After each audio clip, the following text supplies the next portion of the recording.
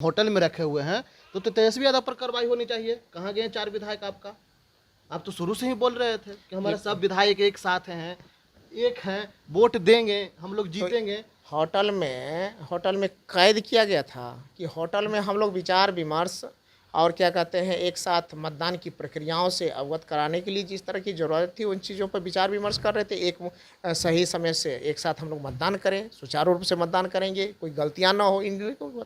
हमारे साथ बात करने के लिए राजद के विधायक महिषी से डॉक्टर गौतम कृष्ण जी हैं। बात करेंगे जिस तरह से जो है राज्यसभा की 5 सीट जो है एनडीए ने जीत हासिल की। आपने दावा भी कर रहे थे कि जीत होगी।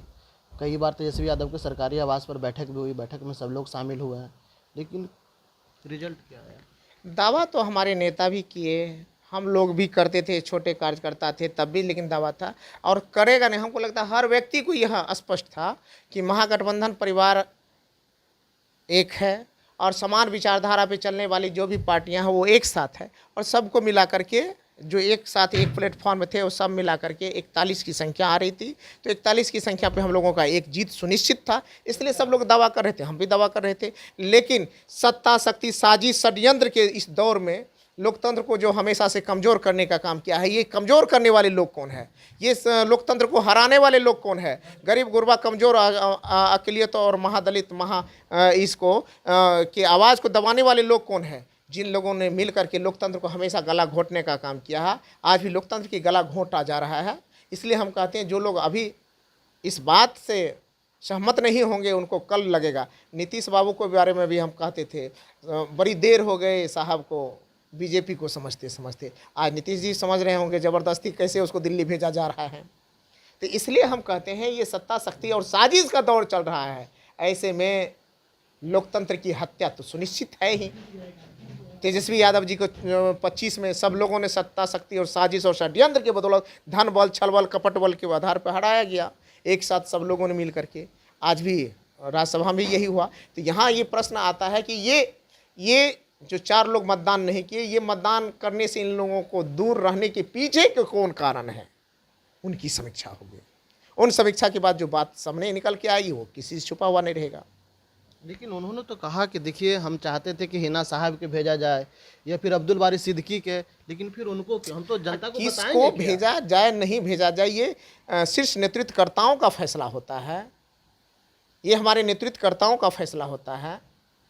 तो इस पर हम और आप क्या इसमें बोलेंगे, ये हमारे नेतृत्वकर्ताओं का फैसला होता है। उनको नेता का अपमान हुआ, वो तो सीधा बोल रहे हैं कि हमारे नेता का अपमान हुआ, हमारे नेता को साथ में एक भाई बैठे। अगर कुछ भी बात हुई थी तो ये बात आप बहुत पहले भी बोल सकते थे, अपने नेतृत्वकर्ताओं को भी अवगत करा सकते थे कि जब मतदान का बारी खत्म हो गया तब होता है। तो एक कहावत है गाँव घर में, रोने का मन हुआ तो आँख में गड़ गया कटकी मतलब तिनका।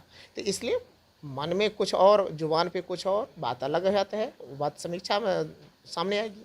लेकिन भाजपा कह रही है कि तेजस्वी यादव को न विजन है न रीजन है, कुछ नहीं, वो तो हमेशा खोखले वादे करते हैं, इसीलिए 25 में चले गए हैं, उसके बाद 26 में भी अब शुरुआत हो गई है। भाजपा क्या कहती है नहीं कहती है, भाजपा का बस चले तो वो कहेगा सब मुसलमान को निकाल करके देश से बाहर कर देंगे, तो उसी की बात मानिए। तब चलिए आप भी मानिए आज से कि भाजपा बहुत अच्छा कहती है।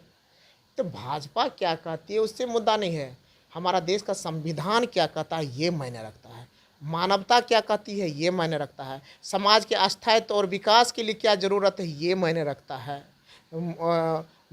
सौहार्द और प्रेम से जीने के लिए क्या ज़रूरी है ये मायने रखता है। नफरती ताकत, नफरती लोग क्या बोलेंगे उसी बात को हम लोग इधर से उधर करेंगे, वो अच्छी बात नहीं है। शिवेश राम ने यह भी कहा कि देखिए बिहार के सबसे धनी आदमी को टिकट दिए, तो ऐसा तो हार तो तय ही था। किसी आप जो है राम समाज से देते, किसी यादव समाज से देते। तो शिवेश राम जी अब हमको बताएंगे कि महागठबंधन परिवार किसको टिकट दे या नहीं दे, ये तो महागठबंधन परिवार और राष्ट्रीय जनता दल के शीर्ष नेतृत्वकर्ता ने फैसला करेगा, तय करेगा कि किसको टिकट देंगे नहीं देंगे।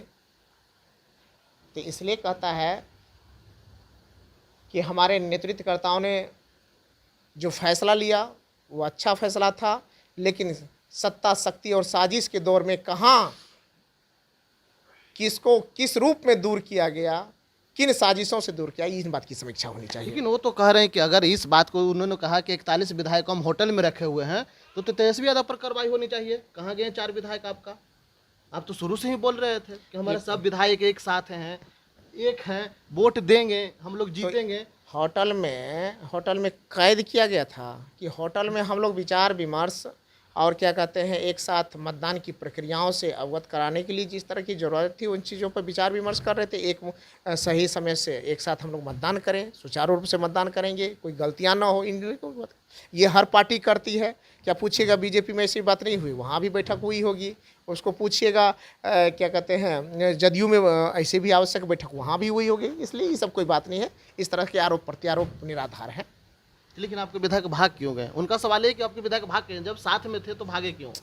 ये बात तो मैंने पहले ही कहा कि सत्ता शक्ति और साजिश के दौर में कौन साजिश कहाँ से हुआ, कौन डैन जोगिन कहाँ लगा हुआ था, इसकी समीक्षा होगी। किसका जादू कहाँ चल रहा था, इसकी समीक्षा होगी। किस लोभ लालच और षड्यंत्र और साजिश में कौन फंस गए, इसकी समीक्षा होगी। वो आपको स्पष्ट होगा बाद में। लेकिन वो तो बोले कि नहीं मेरा कुछ दिक्कत था, नहीं कोई पैसा दिया गया, नहीं कोई डराया गया, नहीं धमकाया गया।